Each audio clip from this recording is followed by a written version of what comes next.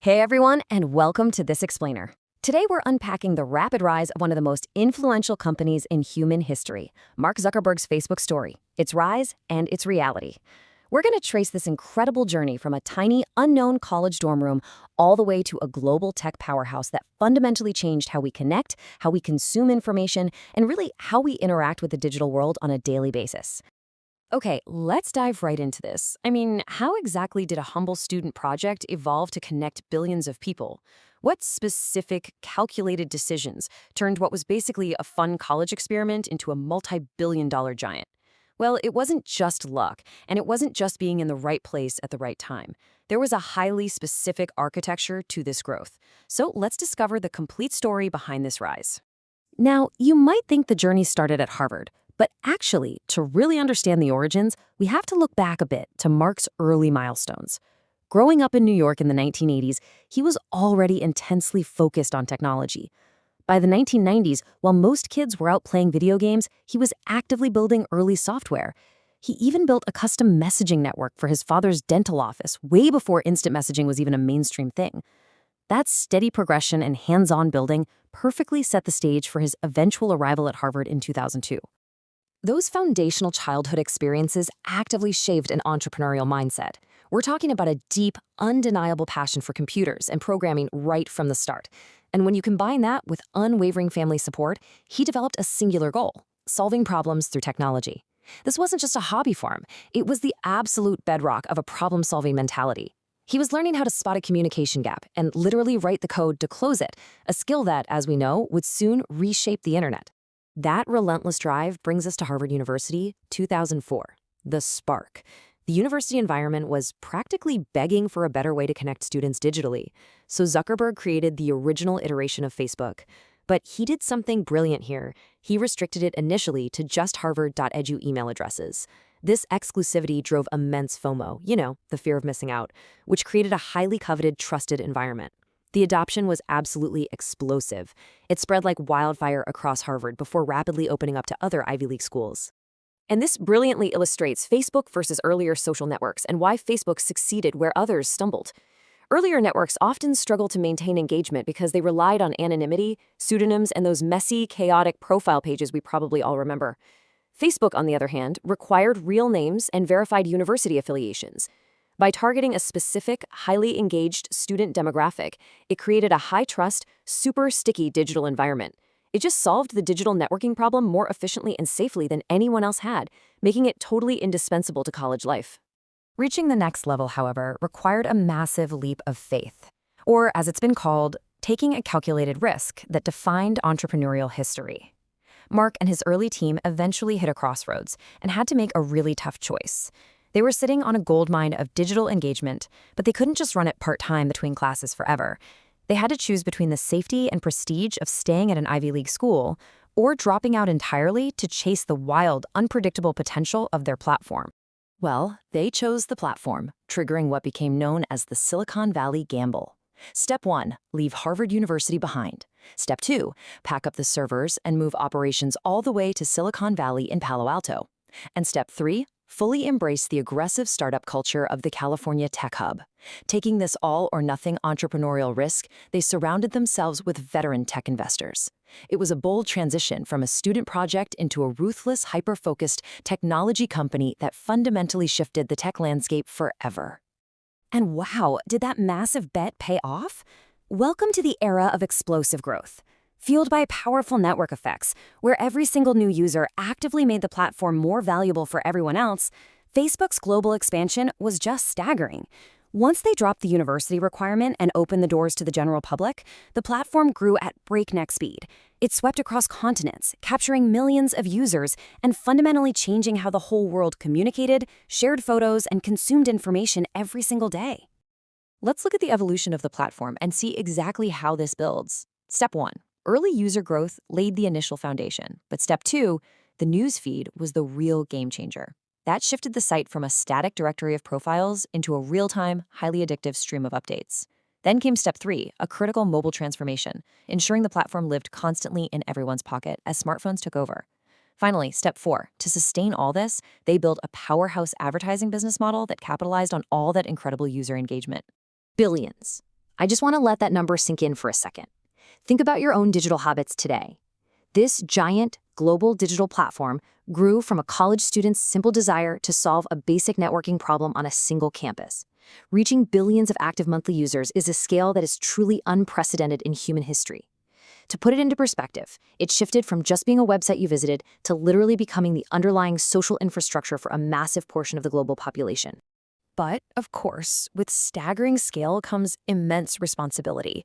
It's time to look at the price of scale and the reality check of managing a worldwide platform. Reaching this size doesn't happen without significant friction, right? When you become the digital public square for the planet, navigating the sheer complexities of connecting billions of varying human beings brings operational and social hurdles that absolutely no company had ever faced before. Managing global scale brought some heavy realities. As they grew, they faced relentless competition from other platforms fighting for user attention. Simultaneously, the sheer volume of data triggered significant privacy concerns regarding how user information was tracked and utilized. On top of that, content moderation challenges across countless different cultures, laws, and languages became a daily hurdle, inevitably inviting intense regulatory scrutiny from governments worldwide.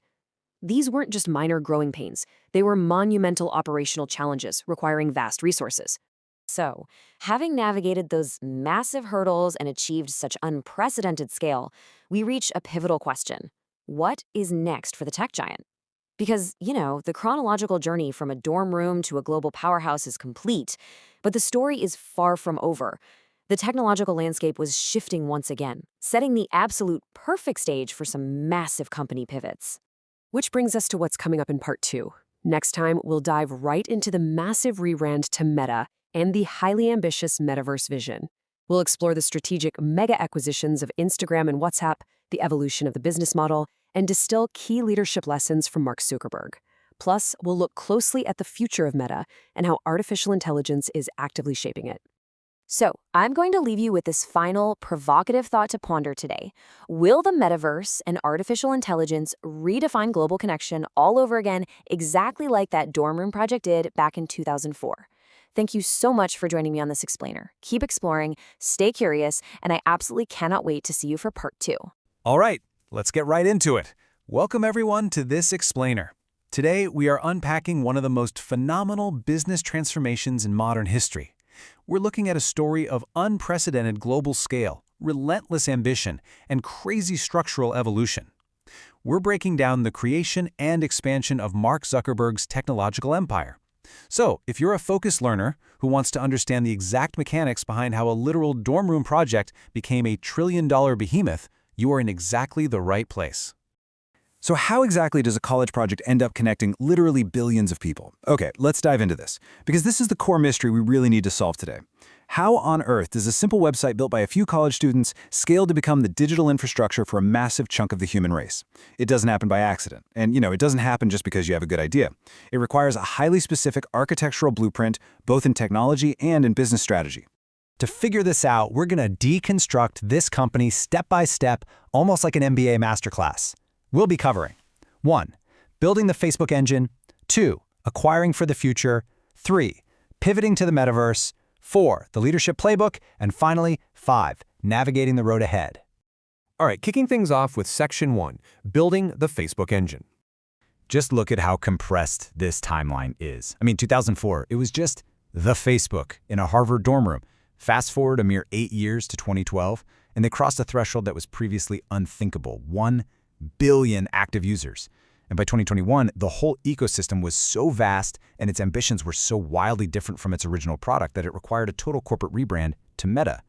But to really wrap our heads around that insane hypergrowth between 2004 and 2012, we have to understand the underlying economic physics of the platform. And those physics are driven entirely by this one concept, network effects. Honestly, if you only remember one economic principle from this explainer, make it this one. A network effect is basically when a product becomes exponentially more valuable simply because more people are using it. Think about a telephone, right? Totally useless if you're the only person on Earth who owns one. But if everyone you know has one, it becomes an absolute necessity. Facebook harnessed this brilliantly. Every single time you invited a friend, the platform got slightly more addictive for you and immensely more valuable for the company. It created this unstoppable, self-reinforcing loop of growth. And this brilliantly illustrates exactly how they actually monetize that network effect. It's a 4-step flywheel, and it's the core engine of their entire business. Step 1, keep users highly engaged. The longer you scroll, the better. Step 2, as you scroll, they engage in massive data collection, what you like, who you talk to, what you buy. Step 3, they use all that data to offer highly targeted advertising to businesses. They can literally promise an advertiser that their ad will only be shown to the exact, precise demographic they want to reach. And step 4, that incredible precision generates massive revenue, which is then poured right back into step 1 to make the platform even more engaging. This engine is so insanely efficient that it resulted in this mind-boggling number. Over 3 billion people. Think about that for a second. Nearly half the planet interacts with this ecosystem. But, a platform can only grow so far organically before it just completely saturates the market. To maintain their dominance and prevent disruption, leadership knew they couldn't just build anymore. They had to buy. Which brings us right to Section 2, Acquiring for the Future. Now, what's really interesting about this slide is the totally distinct strategic vision behind their 2 biggest purchases. Look on the left at Instagram. Back in 2012, Facebook bought it for $1 billion. A lot of critics actually laughed at the price tag for a simple photo-sharing app with 12 employees. But it was an absolute masterstroke in defensive strategy. It neutralized a rising competitor, and it captured the younger demographic that was starting to sort of drift away from the main Facebook app. Now look on the right at WhatsApp. They paid a staggering $19 billion for this. $19 billion? Why? Because WhatsApp wasn't just an app. It was rapidly becoming the primary communication infrastructure for the developing world. Owning WhatsApp meant owning global messaging dominance. Both of these moves weren't just about adding users, right? They were about building an unassailable moat around their entire ecosystem. But to survive tomorrow, the company realized it needed to literally invent the future, leading us to Section 3, pivoting to the metaverse. The 2021 rebrand to Meta was definitely not just a fresh coat of PR paint. It was a massive, flashing signal to the market, to their employees, and to the whole world that they were no longer just a social media company. They were committing billions of dollars and the very identity of the corporation to building the metaverse. We're talking a massive focus on virtual reality, augmented reality, and the immense artificial intelligence systems required to run all of it. Let's break down how this creates a really complex picture of risk and reward. Looking at this objectively, you can really see the dual-sided nature of this massive transformation. The strategic opportunities? Undeniable.